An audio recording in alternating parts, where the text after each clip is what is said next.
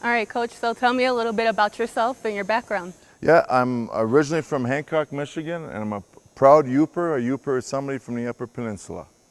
So 6 times you were honored as Region's Coach of the Year. What makes you different from other coaches?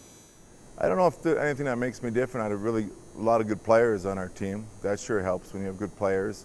I think any coach would be honest and say that. Also, the coaches that we had in our region, we had 6 coaches in the region. I got an opportunity as a young coach to work against Coach Gary Ernst at Mountain View High School and Rick McConnell at Dobson High School. And I've said it before that if I don't win at a young age against those 2 guys, I'm out of the business probably. So those guys really helped me become a better coach, and just watching those guys compete at a young age, how you have to run a program. So I don't think anything makes me different, and we just had better players in those certain seasons. What is your coaching style? My coaching style, I think anybody who has played for me would say that I'm intense, but also that I'm fair. You know, the one thing that I always say about it is that I probably care about the players more than I know about the game, which I think is a good thing.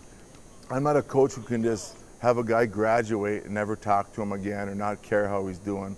So I think that comes through, like my honesty and my sincere feelings about the player. And you know, I'm a student of the game also. I'm always studying the game. I'm always watching the game and reading about it. So I never get sick of learning.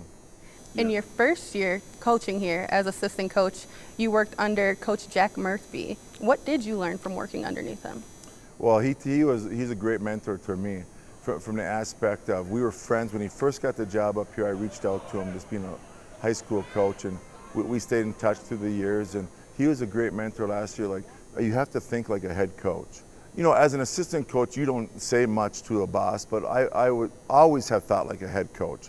And what I mean by that is not that I was overstepping my bounds, because it's a professional level too when you're an assistant coach. But like, okay, if I'm the head coach, how can I help? What would I want my assistants doing at this time?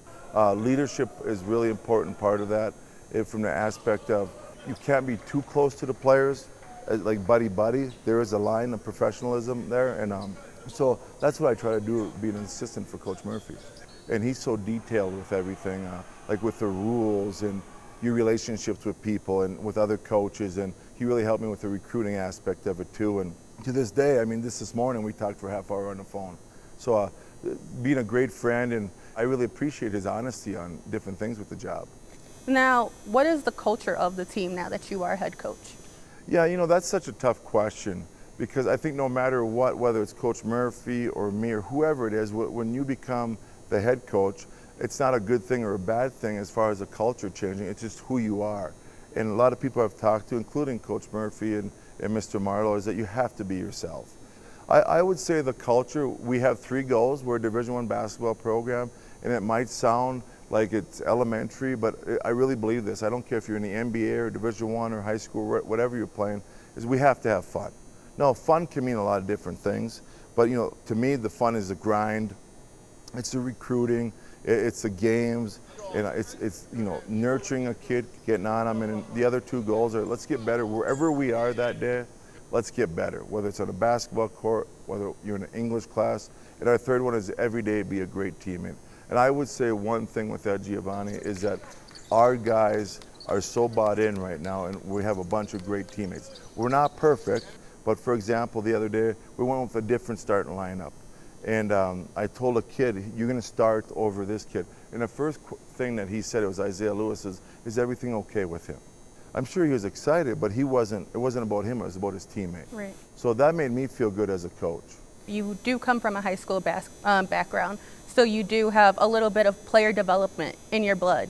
Yeah. So what are you going to bring to these guys to make sure that they are successful in their life after this, and or if they have a chance to play professionally?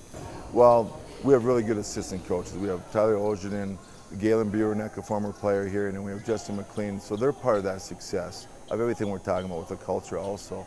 But the player development is, we kind of recruit that way. Like, you're going to be with us 4 or 5 years, and if we're any good, you're going to be a really good player by the time you leave here.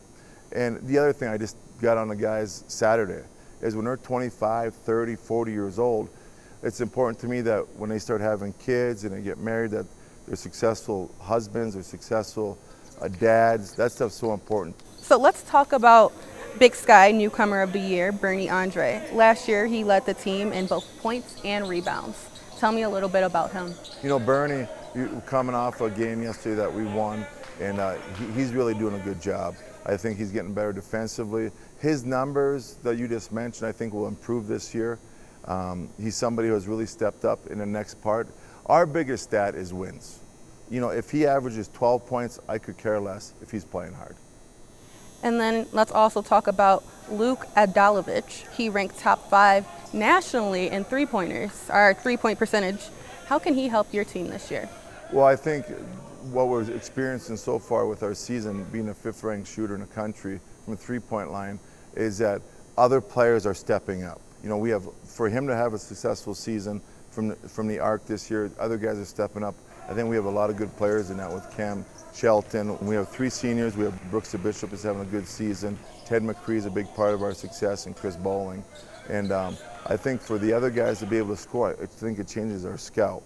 And right now people are locked up on Luke, and hopefully with our recent games that'll change. And for those viewers watching at home, coming to the games this season, what can they expect? Well, I like to think they'd expect a high-tempo game, a lot of intensity, defensive pressure, and that our young men have represented the city of Flagstaff in our university in a way that we're not going to talk to the officials, we're just going to play basketball, that we're going to play hard and we're going to play together. Awesome. Well, thank you so much for your time. I really appreciate it, Coach. Well, thank you for covering us. Appreciate you.